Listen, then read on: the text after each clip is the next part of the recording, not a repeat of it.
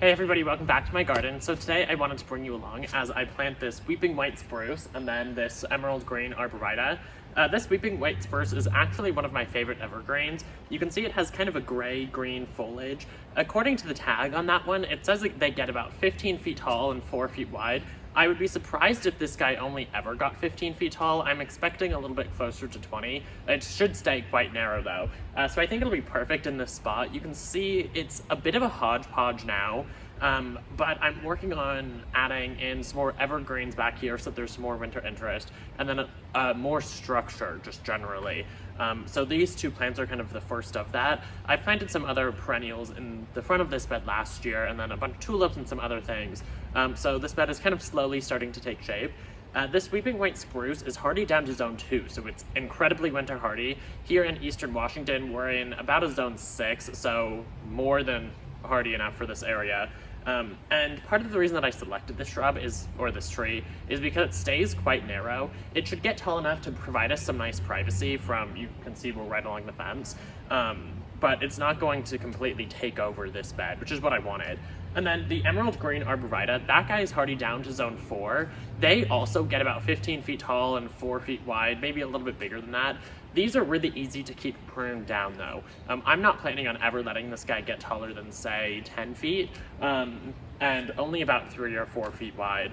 So that one is going to get planted right here, kind of just off to my right, to also provide a little bit of privacy. And then a little bit further down in the bed, there is a dwarf lilac that right now is kept about maybe 7 feet. I want to let that guy get a little bit taller. So between these three things, and then the neighbor's hedge on the other side of the fence, we should get a nice screen here eventually.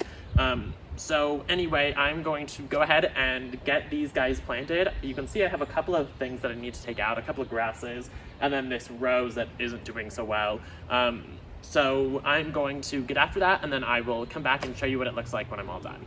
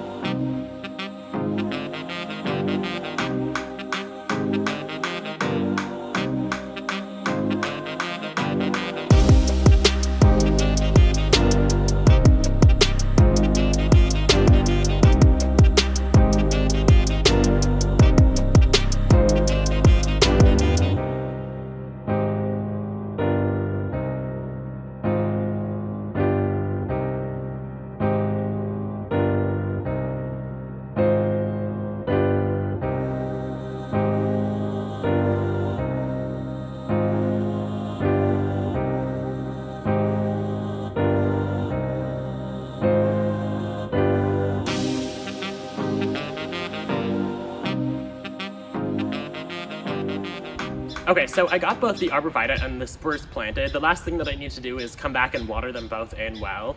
And when I was planting them, you could probably see in the video that I mixed in a good few handfuls of Biotone starter fertilizer. That is just to make sure that both of these guys get off to a really good start. They only landed about 4 feet apart, which means that at maturity, they will certainly grow together and certainly be touching. That is something that I'm okay with. That's kind of the goal that I was shooting for. I want them to form a screen back here to give us a little bit more privacy in the backyard. So I'm okay with them growing together a little bit. I will do my best to stay on top of this Arborvitae to keep it kind of in its spot, but I planted these knowing that eventually it will touch the spruce, and that's something that I'm fine with. You can also see that there's a number of perennials planted around them. Eventually these guys will need the space, and so I will be forced to move these perennials like these daylilies and this grass. When that happens though, none of these are hard things to move, so I'll just dig them up and put them in another place in the garden. And you could probably tell in the video that this Arborvitae was balled and burlapped, which means that it was grown in a field, dug up, and then wrapped in burlap and twine, and then sold at a garden center so that somebody like me can come in and buy it. If you can find trees like that, they're certainly a lot cheaper than buying something in a nursery can. Although I found that finding balled and burlap stuff is a little bit harder than finding things in nursery cans. Planting them is really no different than planting anything else. You just want to make sure that you remove all of the twine. It's okay to leave the burlap in. I tend to take it out, but on larger trees that is oftentimes not possible. But you definitely want to get the twine off, especially the twine that is wrapped around the trunk. If you don't remove that, it can cause problems later down the road. But other than that, planting a balled and burlapped tree or shrub is just, quite similar to planting a tree that comes out of a nursery container. But anyway, make sure you subscribe down below so that you can see how these guys grow and how the rest of this bed takes shape. But thank you so much for watching, and I will see you in the next video. Bye.